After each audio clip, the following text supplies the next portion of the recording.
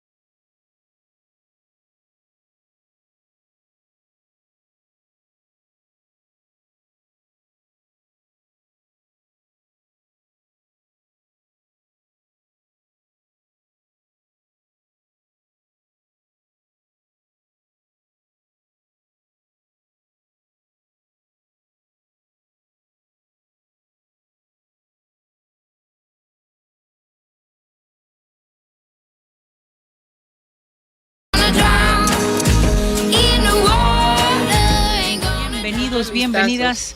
Estamos ya en Parafarseando, en esta ocasión con un invitado muy especial, ya que Gloria acaba de ir a la FIL, hablando de estas personalidades que uno se encuentra en la FIL y que aunque no nos conocíamos antes, siempre lo veíamos ahí, ¿no?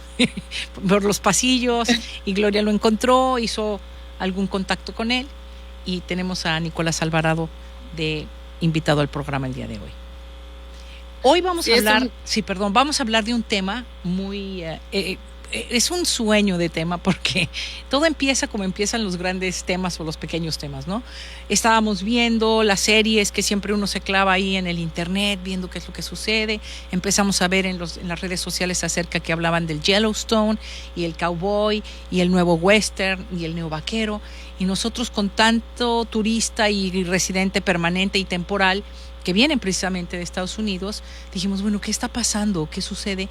Que tantas personas de Estados Unidos están viendo esta serie, cuenta con los ratings de audiencias más grandes después de Game of Thrones, y parece un género viejo, como si algo del pasado quisiera volver o no se quisiera ir. Y entonces dijimos, bueno, vamos a hablar un poco acerca de estos íconos norteamericanos como el cowboy, como los grandes ranchos, la conquista del oeste, y en eso nos vamos también a platicar con Nicolás Alvarado. ¿Por qué no presentas a nuestro invitado de hoy, Gloria?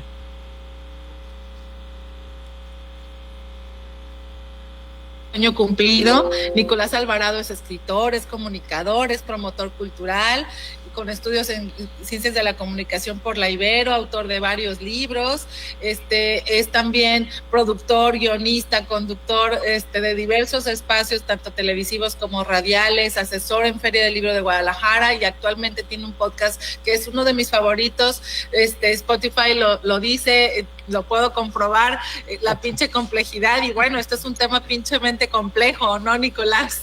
Es un tema pinchemente complejo, querida Gloria, querida Rebeca, y les voy a decir por qué es lo más pinchemente complejo de ello, que yo nunca he visto Yellowstone, pero no le hace, porque no necesito haber visto Yellowstone para entender, digamos, cuál es la pregunta, la preocupación que subyace a la serie, y porque además pues, estamos hablando de un estereotipo, más que de un arquetipo, pero estamos hablando de un estereotipo que pues tiene un arraigo muy fuerte en la cultura, pues que tiene cuando menos sus buenos 150 años arraigado en la cultura, el estereotipo del cowboy, en particular, pero diría yo del redneck en general, que creo que es de lo que estamos hablando.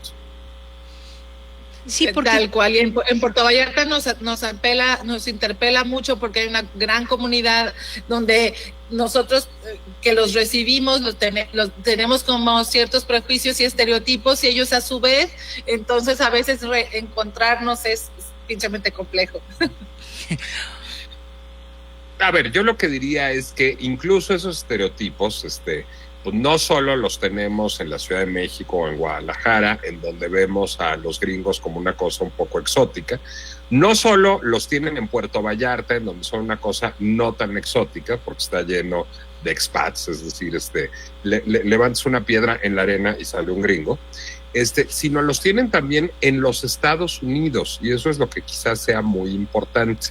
A mí me resulta, pues diría casi risible cuando la gente habla de los americanos o los gringos, porque yo nunca he conocido una cosa que sea los americanos o los gringos. A ver, yo conozco a los neoyorquinos, podría ser una generalización sobre ellos. Conozco a los californianos, a los del norte y a los del sur, que no necesariamente se parecen mucho. Conozco a los tejanos, conozco a los de Chicago, conozco a los de Florida, y no conozco muy bien, pero sé que existen los del Midwest, que son otra especie a la que frecuento poco. Es decir, si algo es Estados Unidos, un país extraordinariamente diverso y plural. Decía alguna vez platicando con José de la Colina, que era un conversador infinito, decía él que el mejor cine del mundo era el de Estados Unidos. Lo que pasaba es que también era el peor cine del mundo. Y tiene toda la razón. Es decir, Estados Unidos es una cultura tan compleja, tan diversa, que ha dado a luz desde a Scott Fitzgerald hasta los Twinkies fritos en freidora. Entonces, pues hay que son un clásico de la dieta redneck, digamos, que pones un Twinkie en una freidora con aceite enchumbado, lo fríes y lo vuelves a sacar, y ahí te sale una delicatez en redneck. Bueno, la cultura estadounidense va de ahí a Alice Waters, y va de los Osmond a Leonard Bernstein. Ese es el rango, digamos, de la cultura estadounidense. Entonces, hablar de los gringos es muy difícil. Y luego, ellos mismos tienen muchas divisiones y muchas contradicciones internas. Es decir, pues la gente que ve CNN no quiere a la gente que ve Fox News, y la gente que ve Fox News no quiere a la gente que ve CNN. La gente que vive en el Midwest le parece que la gente de Nueva York o de Los Ángeles está loca y son unos comunistas peligrosos que se la pasan en orgías. Y la gente que vive en Nueva York y en Los Ángeles piensa que los del Midwest son unos campesinos iletrados que no entienden nada de nada. Pero la voy a poner peor. La gente que vive en Nueva York cree que los que viven en Los Ángeles son los frívolos, y la gente que vive en Los Ángeles cree que los que viven en Nueva York son unas ratas de biblioteca. Entonces, hablar de Estados Unidos es muy difícil, y el tema que pusieron ustedes es un tema que nos interpela no solo a quienes vivimos en Puerto Vallarta o en Guadalajara o en la Ciudad de México, sino a quienes viven en Omaha y en San Francisco y en Miami y en Nueva York y en Los Ángeles. Y esta división ideológica y cultural que estás dando cuenta, ¿cómo a nosotros cuál es la que conocemos? Porque como dices tú, decimos los gringos, el mexicano común, digamos, o a lo mejor el de Puerto Vallarta. ¿Cuál es el acercamiento a esta? ¿A cuál es a la que se acerca de esta gran diversidad? A ver, yo diría que Voy a empezar por Puerto Vallarta, vayamos de lo particular a lo general. Yo no soy un conocedor a profundidad de Vallarta, para mi desgracia, he ido algunas veces de vacaciones, pero digamos nunca he vivido en Vallarta. La mitad de mi vida transcurre en Guadalajara, pero no en Vallarta, pero digamos conozco lo suficientemente Vallarta como para entender que, a ver, es una comunidad que tiene muchos expats, muchos expatriados, como los tiene también, por ejemplo, San Miguel de Allende, como los tiene también, por ejemplo, Ajijic, como los tiene también, por ejemplo, Cuernavaca. Es decir, hay ciertas comunidades de descanso, ya sea más bien campestres o más bien de playa en el país, que han sido foco de la atención de europeos y estadounidenses en general, algunas con un acento marcado en los estadounidenses, es el caso de Vallarta, desde luego. ¿Qué sucede con ese? Yo diría que de entrada están muy marcados por dos generaciones, si quieren, para ser exactos. Creo que hay una primera oleada que llega de Estados Unidos a México entre los años 60 y los años 70, de manera muy particular, y yo creo que esa se la debemos a Jack Kerouac, de manera muy importante. Es decir, el mito de Jack Kerouac lanzándose a la carretera en pos de libertad, marihuana y folclore, y hombres y mujeres a los que se pudieran camar más o menos fácil. Bueno, pues eso es lo que trajo a todos los expats para acá. Es decir, la historia de San Miguel de Allende se construyó básicamente así.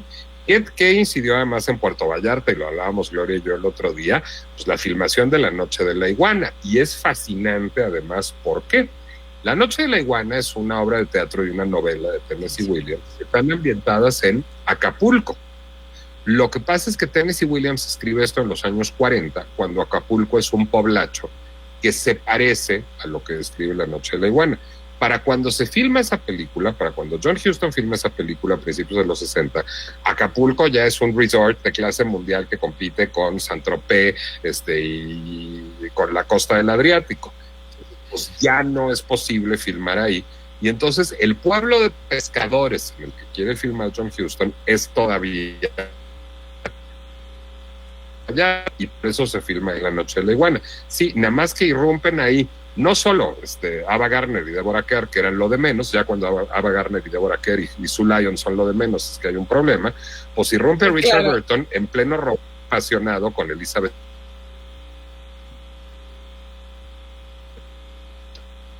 del mundo. Entonces todo el mundo quiere ir a este lugar en donde Richard Burton y Elizabeth Taylor están teniendo un affair tórrido y están poniéndose alpargatas y están bebiendo tragos exóticos y tequila y están oyendo mariachis y están leyendo literatura de vanguardia y conviviendo con artistas. Entonces, esa Vallarta, digamos, es la que atrae a estos expats que, a ver, yo diré, a mí los expats artísticos de esa oleada de los 60, 70 me caen muy bien, no pueden estar más lejos del redneck.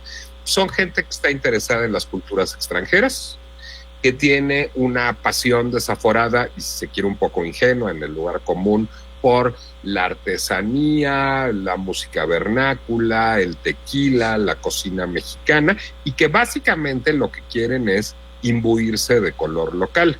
Bueno, esos gringos a mí me caen a toda madre, son muy simpáticos.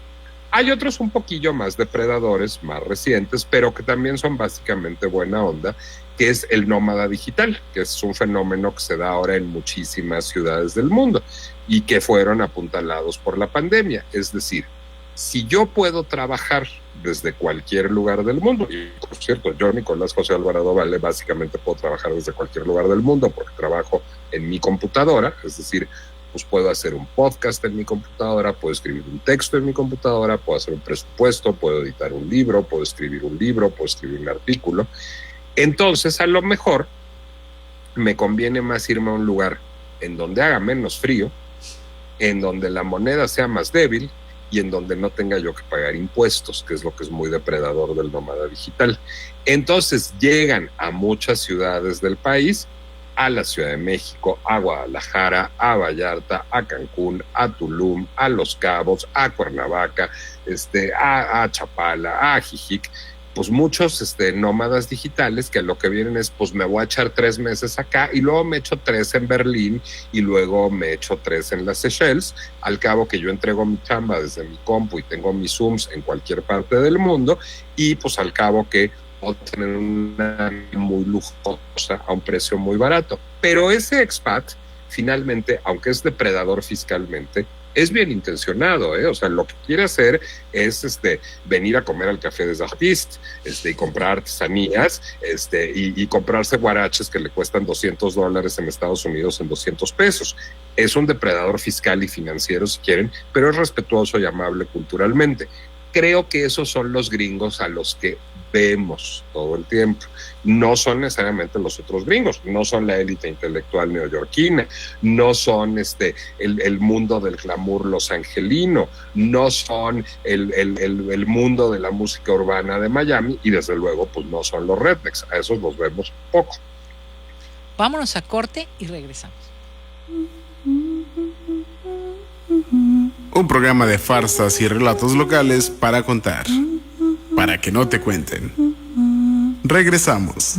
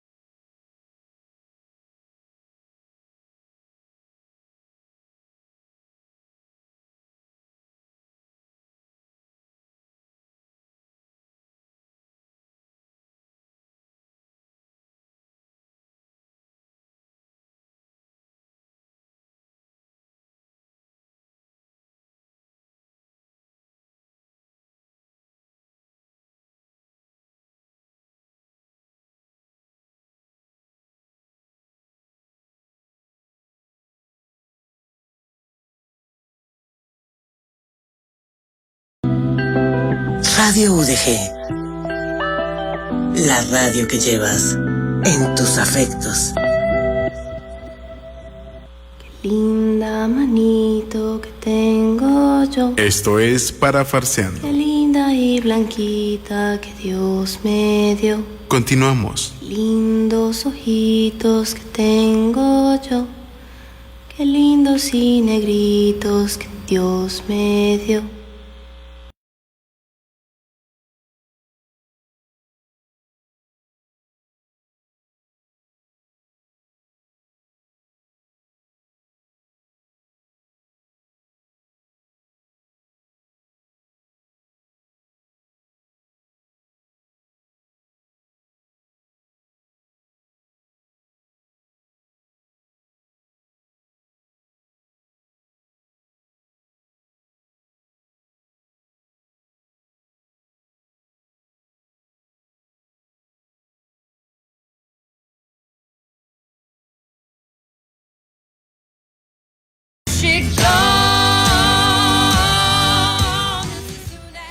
Estamos de regreso en Para Farseando después de este corte comercial.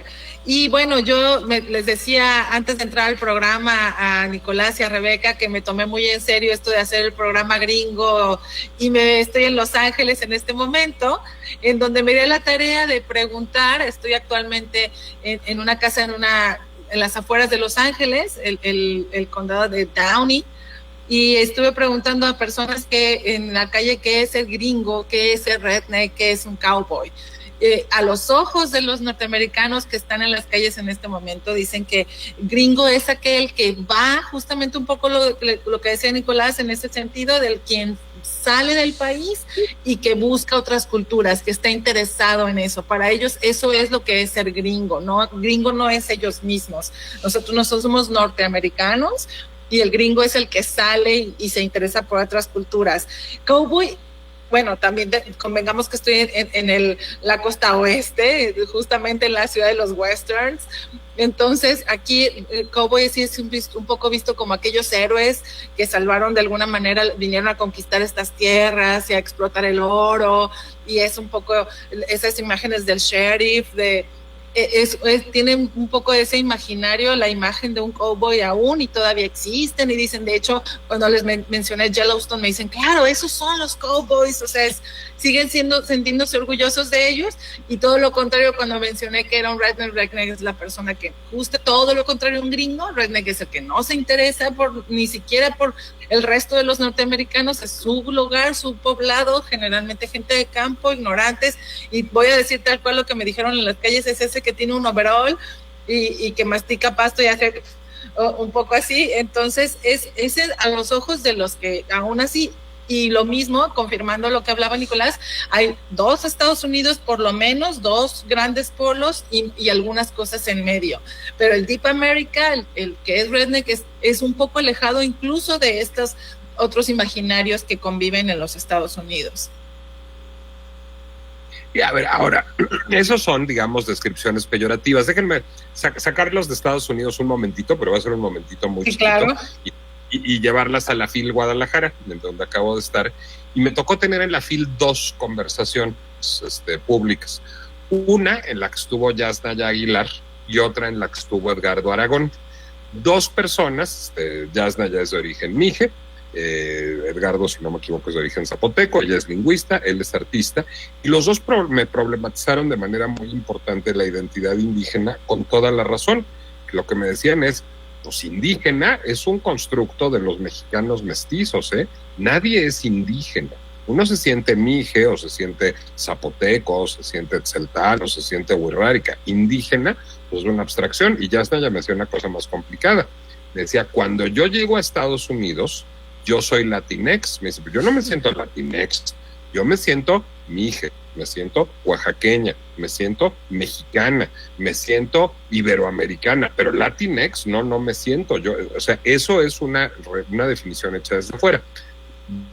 Me salgo de la Sierra de Oaxaca y regreso a Isteley.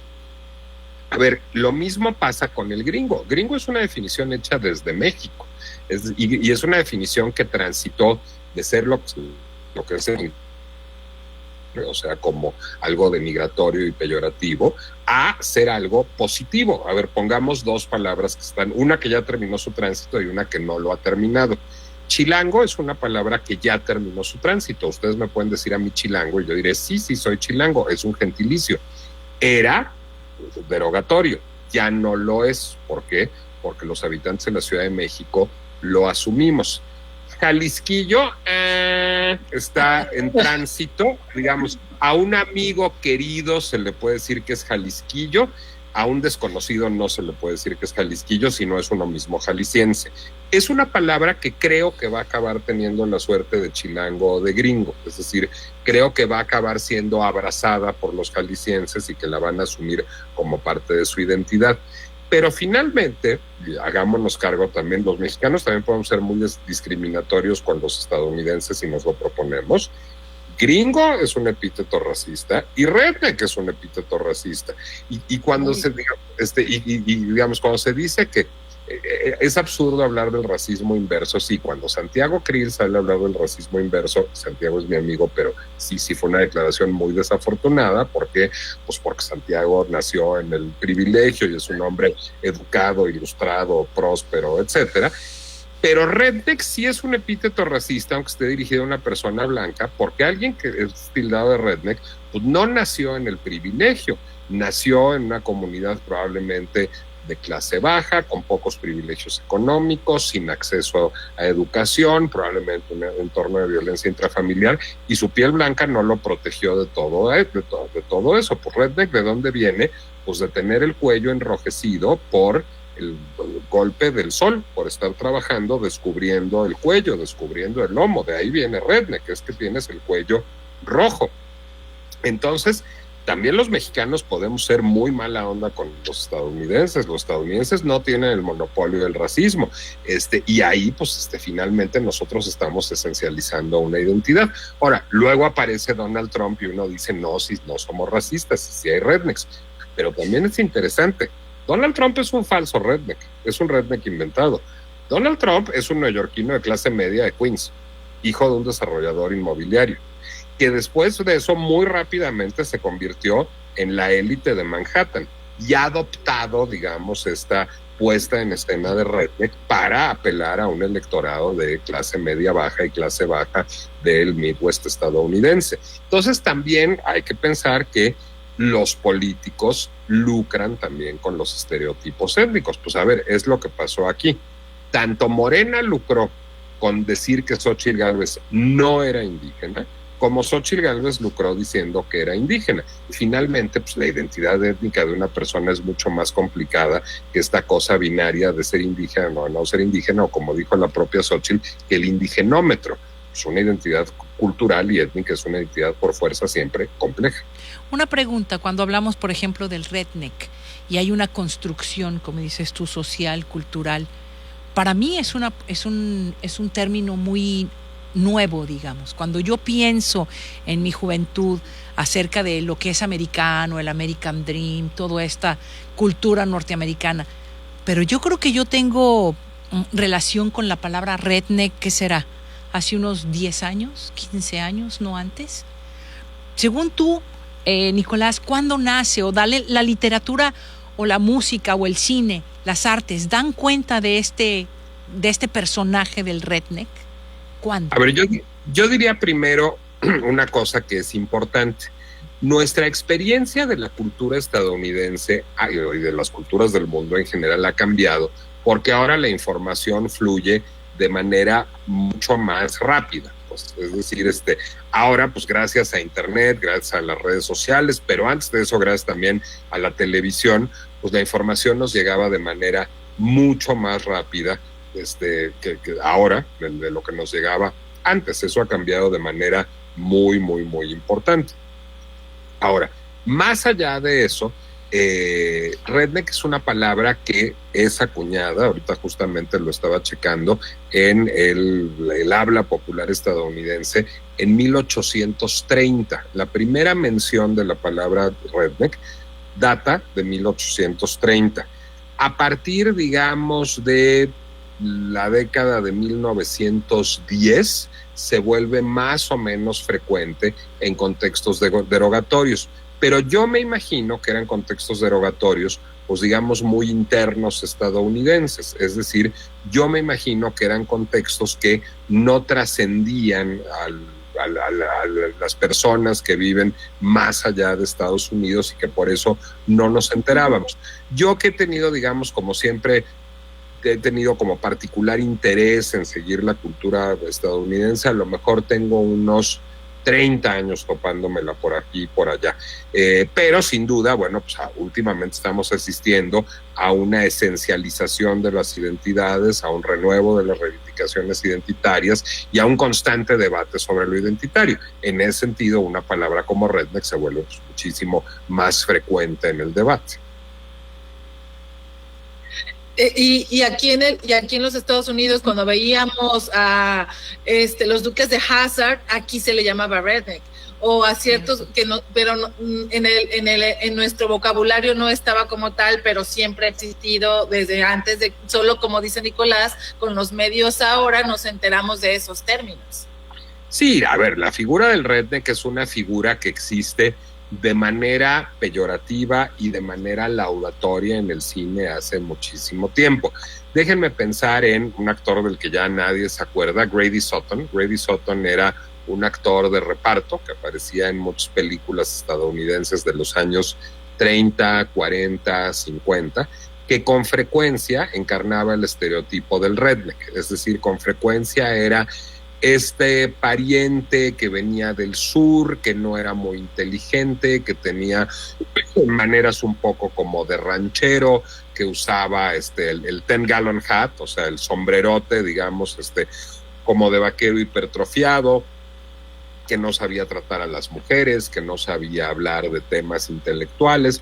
Esa figura, como figura, digamos, de la que se hacía mofa amable, existía en el cine. Pero también hay héroes rednecks. Pues el gran héroe redneck es, por supuesto, John Wayne.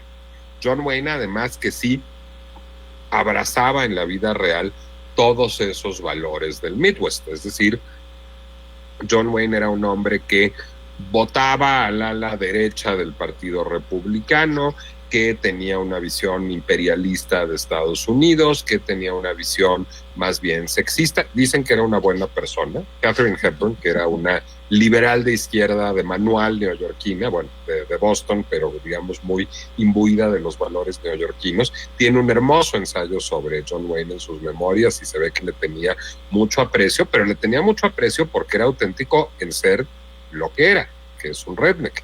Ahora, hay otra posible, digamos, lectura del asunto, y esa lectura está en una novela tan importante como Las uvas de la ira, de John Steinbeck, que luego fue llevada al cine con Henry Fonda, si no me equivoco, por John Huston, y corríjanme luego si me equivoco. Pero Las uvas de la ira es la historia de una familia redneck, es decir, por John Ford fue llevada al cine. Es la historia de una familia de rednecks que se ve devastada, o sea, de clase popular blanca, en este caso además agricultores, que se ven devastados por la Gran Depresión y que son víctimas, digamos, de un entorno económico desolador. Entonces, ahí, digamos, el mote redneck no es utilizado porque es un slur, porque es una categoría peyorativa, pero corresponden perfectamente a la definición del redneck, es decir, el estadounidense blanco de origen proletario con poca educación y pocas oportunidades económicas. Y digamos, la gran novela que nos lleva a conmovernos sobre los rednecks es Las uvas de la ira de John Steinbeck, luego llevada al cine por John Ford con Henry Fonda. Entonces sí, a lo mejor la palabra no era tan frecuentísima, pero el concepto existía. Y en tiempos recientes, pues ha habido como una proliferación también de personajes rednecks en narrativas populares. A ver, piensen, por ejemplo, en Tonya Harding. Tonya Harding es una villana redneck o una antiheroína redneck. O pensemos en todos los reality shows, en Survivor, en The Bachelor, en toda la serie de The Real Housewives. Bueno, pues todos esos personajes son en esencia rednecks. En la ficción también pensemos en una serie como Ozark, que a lo mejor vieron. En Ozark están justamente la élite del Midwest, porque los personajes principales vienen de Chicago, que es la metrópoli en los Ozarks, rodeados de rednecks, y de rednecks que están íntimamente ligados con el narco mexicano, porque finalmente terminaremos teniendo incluso a Alfonso Herrera haciendo el papel de un narco mexicano, y de un narco mexicano, digamos, además de segunda generación, que ya es un narco mexicano educado, sofisticado, elegante, pero no menos letal. Entonces sí, digamos, hay vasos comunicantes con esa cultura todo el tiempo. Vámonos a corte y regresamos. Linda manito que tengo yo. Esto es Parafarseando. Qué linda y blanquita que Dios me dio. Continuamos. Lindos ojitos que tengo yo. Qué lindos y negritos que Dios me dio.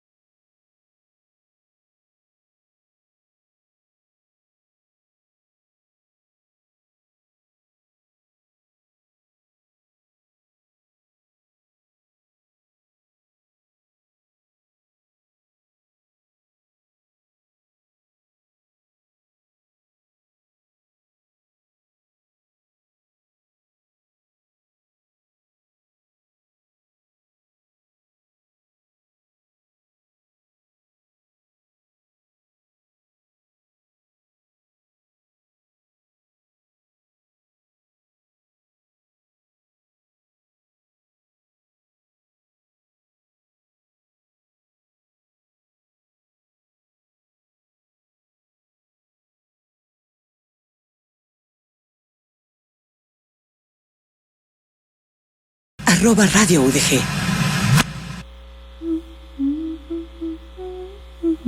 Un programa de farsas y relatos locales para contar, para que no te cuenten.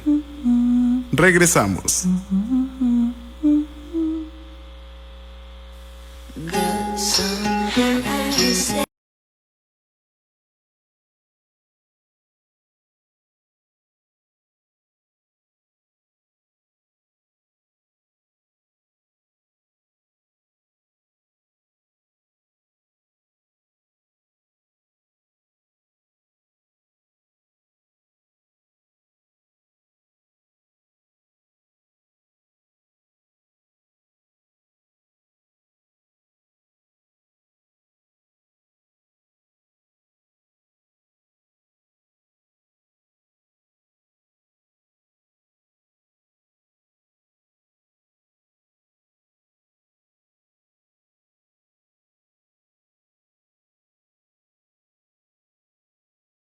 Just darkness till your headlights show.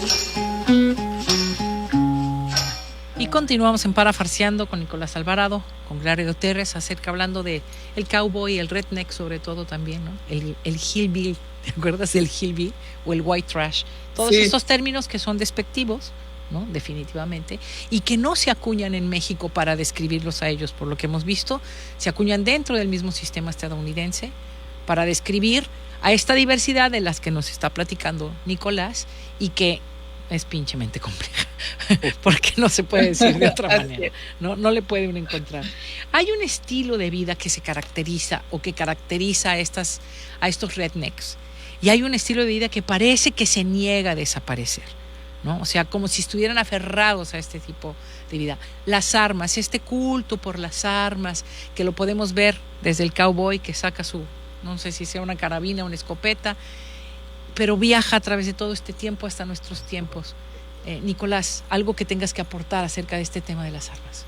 A ver, yo creo que hay un punto de inflexión y un cambio de paradigma que se vuelve muy importante para la construcción del imaginario del redneck.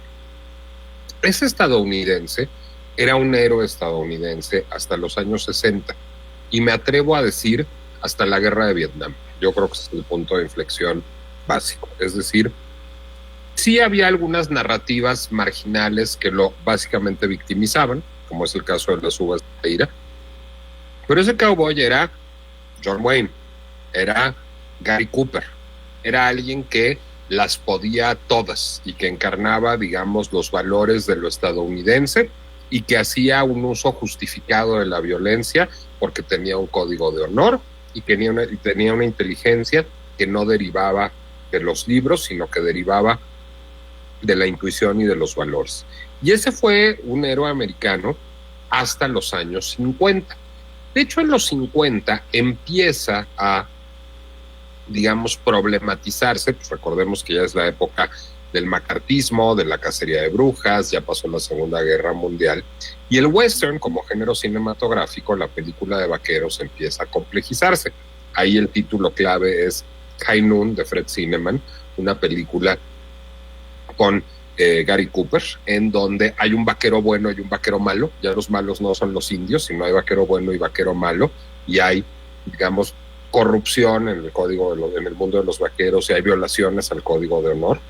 Luego tenemos todos los westerns llamados, digamos, atmosféricos de los años 50, en general con protagonistas mujeres, como Rancho Notorious de Fritz Lang, como con Marlene Dietrich, o como Johnny Guitar de Nicholas Ray con John Crawford, en donde lo que vemos es, pues de entrada, un cuestionamiento a esta heroicidad masculina arquetípica. Las mujeres también pueden tener un liderazgo, una complejización sexual, no solo de los roles de género, y también claroscuros en estos personajes. Es decir, finalmente, lo que tiene Marlene Dietrich en Rancho Notorious es una banda de forajidos, y una banda de forajidos que viven del crimen, y ella es finalmente la lideresa de una suerte de sindicato del crimen. Esta tendencia que empieza a presentarse en los años 50 va a encontrar su apogeo después de los años 60, en donde la respuesta de John Wayne a la guerra de Vietnam es no solo protagonizar, sino producir una película como Las Boinas Verdes, que reivindica el poderío militar estadounidense, pero eso ya parece totalmente desconectado del mainstream cultural, de una cultura que ya tuvo un relevo generacional y de una generación que no quiere esa guerra y que lo va a expresar en películas que van de Coming Home y The Deer Hunter a Hair y Full Metal Jacket. Es decir, una generación que dice: no queremos la guerra, no queremos esa heroína, ese heroísmo, no queremos esa violencia. Y esa es la gran puesta en crisis del redneck. En ese momento, además, es que se empiezan a acuñar los valores liberales contemporáneos. Pues es cuando en esa época surge el movimiento de diversidad sexual a partir del movimiento gay de Stonewall, es cuando surge el feminismo, digamos, que inaugura Betty Friedan en Estados Unidos, pero que luego Gloria Steinem y Germaine Greer y todas las mujeres de la revista Miss van a seguir llevando adelante la segunda ola del feminismo, y todo esto pone muy en cuestión, digamos, la masculinidad de ese estereotipo del cowboy y va, digamos, haciendo que prevalezca el estereotipo del redneck. Ahora, el redneck luego tiene victorias importantes. Una importantísima es la de Ronald Reagan, por ejemplo. Ahí el mainstream político se vuelve un redneck. Y normal, porque George Bush papá, George H.W. Bush, no es eso. George Bush es un republicano ilustrado de la élite. Es un señor de derechas, de la élite. No es el caso de Ronald Reagan y desde luego no es el caso de Donald Trump, aun si viene de una clase media neoyorquina. Los valores que encarna son los valores del redneck porque apunta a ese electorado. Ahora, a partir del renuevo, digamos, de las identidades, por supuesto, pues ahora hay un gran orgullo negro y una gran ira negra a partir de Black Lives Matter, por ejemplo, y lo mismo pasa con los nativos americanos o con las comunidades de la diversidad sexual, pero curiosamente también pasa con los blancos, también pasa con los rednecks, con grupos como QAnon, con actos, es decir, y eso también formaba parte de una discusión, de una mesa en la que me tocó estar en la FIL. Estamos tan instalados en la microcausa y en la identidad personal que hemos perdido la noción de interés general y de bien común, y la exacerbación, digamos, de la figura del redneck forma parte de eso también. Yo hace algún tiempo tuve la oportunidad, porque tengo un hermano que vive justamente en Deep America, en el campo en Pensilvania, donde todos a su alrededor, casi todos sus vecinos están vestidos camuflajeados. A mí me prestaron la habitación de la familia, y adentro de la habitación de la familia está la habitación del matrimonio, y están las armas así en una vitrina hermosa, unos rifles.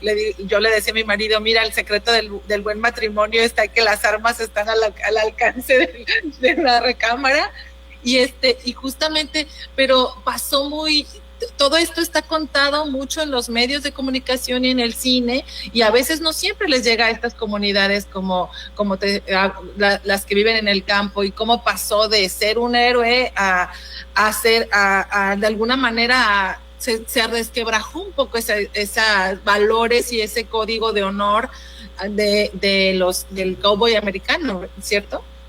Bueno, yo creo que Vietnam puso en crisis la idea del cowboy americano de manera muy importante. A ver, pensemos en el cine. El último gran momento del western son los años 50. En los años 50, como decía, el western empieza a mutar hacia otras realidades. En los años 60, el western solo puede existir realmente con éxito como realidad paródica en los spaghetti westerns de Sergio Leone, que son un poco el pitorreo de los westerns. A partir de los años 70 los westerns desaparecen, reaparecen 20 años después, en los años 90, de la mano de Clint Eastwood, que era un héroe de esos spaghetti westerns, que se asume director, y que en Unforgiven lo que hace es otra vez una complejización psicológica del western, pero regresando al código de honor. Finalmente Clint Eastwood forma parte más o menos de la misma derecha ilustrada de la que forma parte George W. Bush. Es decir, lo que hace es reivindicar la agencia del patriota blanco estadounidense a partir de un código de honor y de ciertos valores morales. Entonces, el western es un género, pues digamos, eminentemente de derecha. a menos que estén estas deconstrucciones como aquellas a las que lo someten directores como Fred Zinnemann o como Fritz Lang, curiosamente alemanes, por cierto, o como Nicholas Ray, que es estadounidense, pero neoyorquino. Bueno, fuera de esos casos, el western es un género que abraza los valores de la derecha y que es el heroísmo masculino, la inteligencia derivada de un código de honor y de ciertos valores, y no de los libros, y la solución de los problemas a través de una violencia física ejercida, sin embargo, bajo un código de honor. O sea, eso es lo que es el cowboy. Sí, y vamos, Tal cual. y por eso para este programa escuchamos música de mujeres, en un género que es totalmente western y todo este género country, que también es millonario, no hemos hablado de eso, pero vende millones en Estados Unidos la música country. Estamos escuchando música de mujeres. Pero vámonos a corte y regresamos.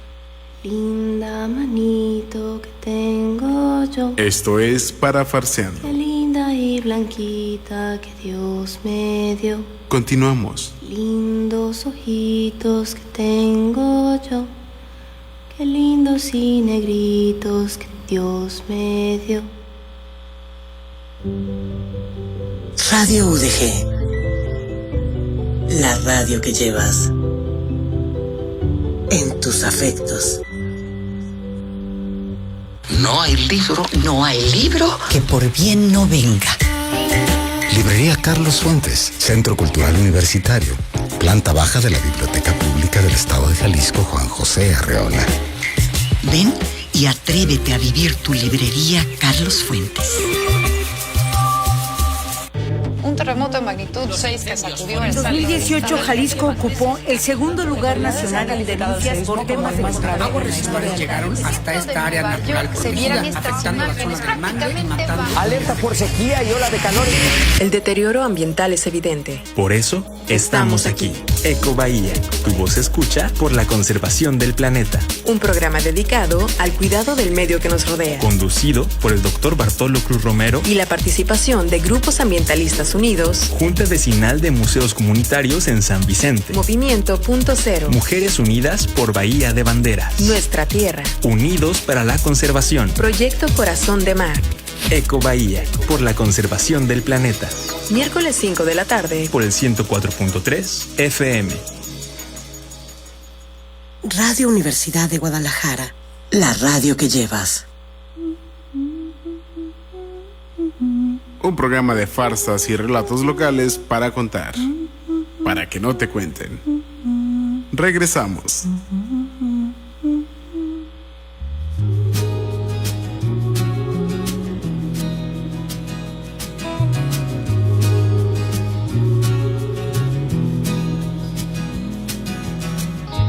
Go on, touch me if you wanna.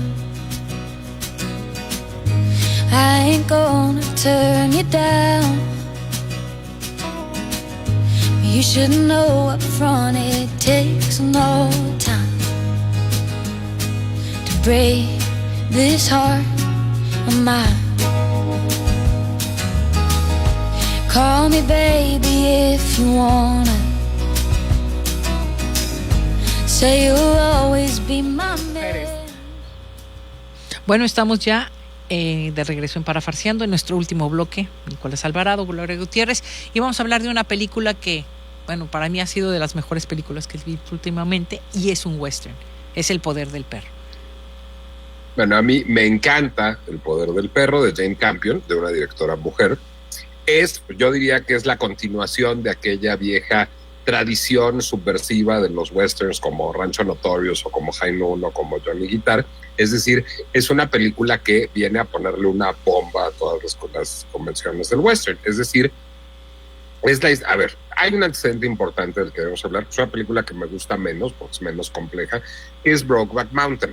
Brokeback Mountain es, digamos, muy osado, que es una historia de amor homosexual entre dos vaqueros, pero finalmente es una historia de amor homosexual entre dos vaqueros en donde todo el mundo es encantador, es decir, todo es lindísimo y todo el mundo es buena gente y ellos se aman tiernamente y sus mujeres son súper comprensivas y casi que todo el mundo al final se va a echar una tacita de té con una nube de leche. Bueno, ese no es el caso, es una buena película, sin embargo, Brokeback Mountain de Ang Lee. Pero El poder del perro de Jane Campion es una película que está, pues digamos, muy torcida moralmente, porque lo que pone en escena es a un cowboy, un absoluto redneck, eminentemente tóxico, es decir, que no está del lado del honor, sino está del lado del machismo, de la agresión, de la misoginia y de la homofobia, y que en realidad se revela un hombre que está ocultando sus deseos homosexuales reprimidos bajo una máscara de homofobia, porque en realidad tiene una poderosa atracción sexual. Digo, perdón que se las spoile, pero pues ya a estas alturas no saben de qué se trata El poder del perro, es que estaban un poco fuera del mundo, entonces, no. Pero pues evidentemente esa homofobia lo que está ocultando es una poderosa atracción sexual en contra de el joven ajeno a esos códigos de honor y de virilidad, al que se ha dedicado a bulear durante toda la película. Se las voy a spoiler un poquito más. Ni siquiera estamos muy seguros de que ese joven un poco amanerado sea homosexual.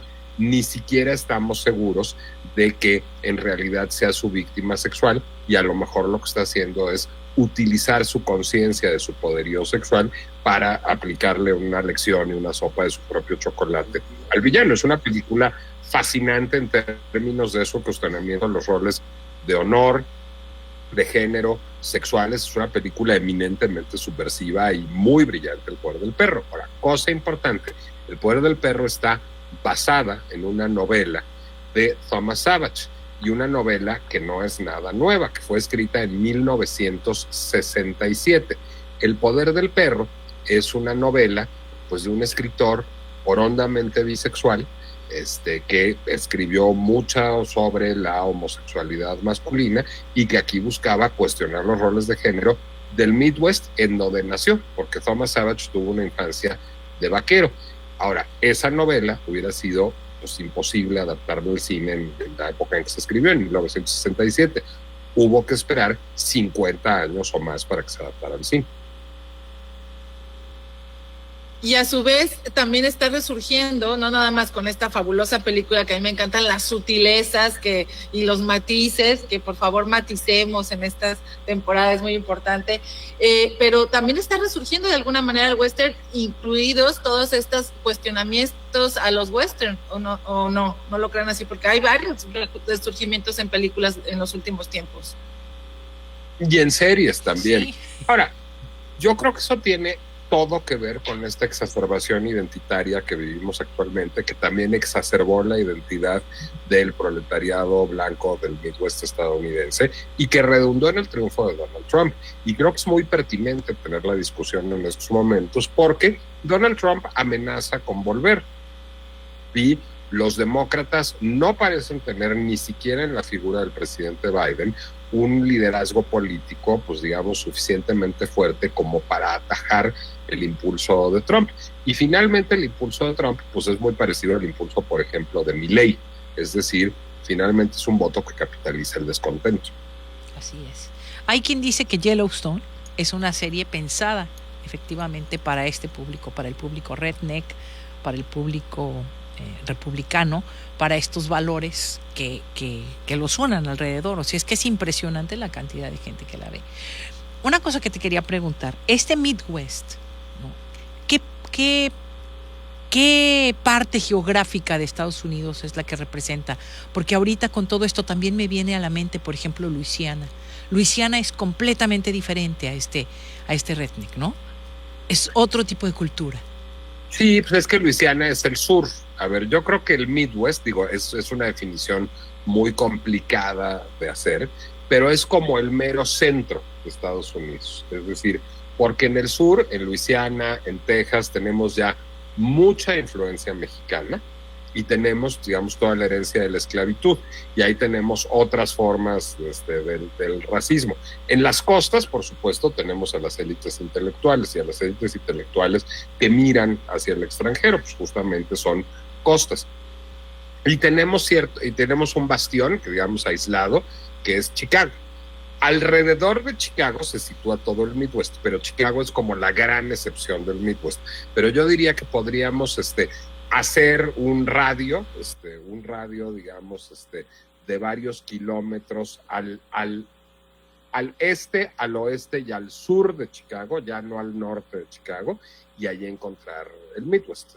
Son estos estados de los que frecuentemente no oímos hablar y no visitamos. Son estos estados como Nebraska, como Arkansas, como Kansas, o sea, son estos estados que pues, representan, como decía Gloria, el Estados Unidos profundo, el Deep America.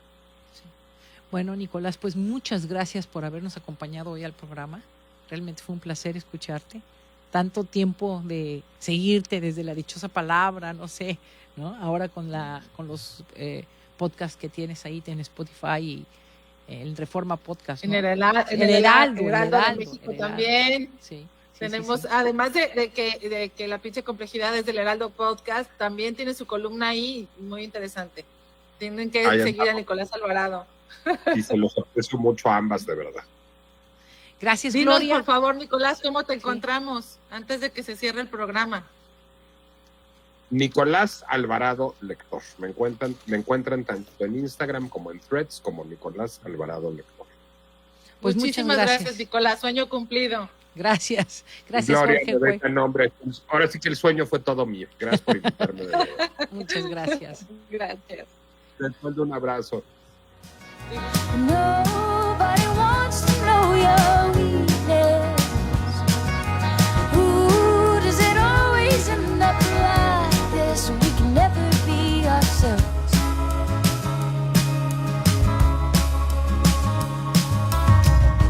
Show me what I'm working with now, baby. I wanna see you shed your skin. Once it's underway, may the best man win. And I hope that you surprise me. Ooh, does it always end up like this? When nobody wants to know you. Radio Universidad de Guadalajara en Puerto Vallarta y Ruta 383 presentaron Parafarseando, un programa de farsas y relatos locales para contar, para que no te cuenten. Te esperamos el próximo martes. Parafarseando.